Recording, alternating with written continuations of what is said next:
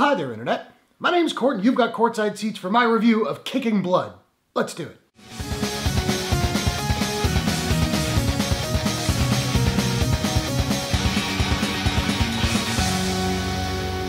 Kicking Blood is a fantasy film from co-writer and director Blaine Thurier and Level Film. The movie stars Alanna Bale, Bilyk, Benjamin Sutherland, Jonas Farlinger, and Rosemary Dunsmore. When Anna, a centuries-old vampire, watches Robbie, a charming but reckless young man, recover from alcoholism, she decides to quit blood and restore her humanity. So welcome back to my ongoing coverage of the Toronto International Film Festival. I have a bunch of reviews up on the channel now. I got one more coming, so, subscribe to the channel and check back if you're kind of curious about what TIFF had on offer this year. As you may have been able to tell from the synopsis that I read off the top, this movie involves vampires. But I would argue that it's not really a vampire flick. It's set in a world where vampires exist, and our main character is indeed a vampire. But this is really a film about addiction and enablement. Robbie, played by Bilyk, is literally addicted to alcohol. And Anna, a vampire played by Alanna Bale, is both literally and figuratively, because presumably vampires don't really exist, addicted to blood. And that bloodlust is presented more as like a chemical addiction, with Anna at one point saying something along the lines of like, I'm gonna suck your blood and get really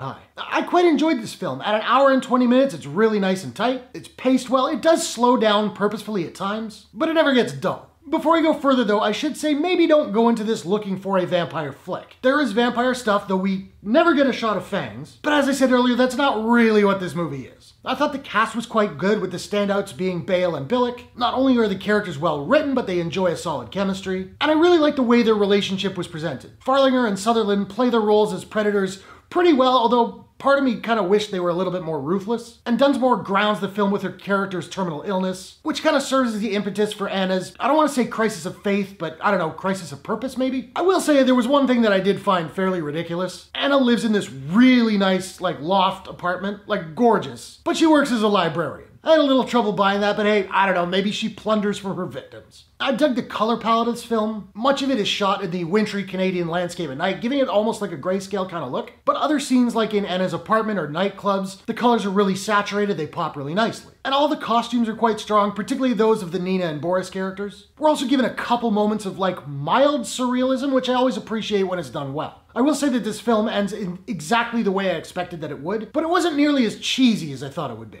It still comes to the same conclusion that I was anticipating, but it's actually handled really well. Particularly because the film doesn't beat us over the head with it. I would definitely recommend Kicking Blood. Just know what kind of movie you're getting into. If you're looking for a bloody vampire suckfest, you're gonna be sorely disappointed. But much as 2015's Maggie, starring Schwarzenegger and Abigail Breslin, used the zombie genre to tell a story about terminal illness, I really appreciated the way this movie subverted the vampire genre to tell a completely different story. Now, I don't have a proprietary rating system as of yet, so I'm just trying to figure out what I'm gonna give Kicking Blood. And I think I'm gonna give Kicking Blood a my turn out of 10. So now, I wanna know, are you looking forward to Kicking Blood? What's your favorite vampire story of all time? Whatever your thoughts, hit the comments below. Let's discuss. If you enjoyed this review, please smash that like button and give it a share if you really enjoyed it. Just helps the video reach more people, helps the channel grow. I appreciate it very much. And hey, why not take a second, do me a favor, click subscribe and ring that bell to subscribe to this channel for more movie reviews, entertainment news, trailer reactions, TIFF coverage, all that good stuff. Hope you guys are all safe and healthy. Thanks very much for watching. I will see you all in the next one. Take care.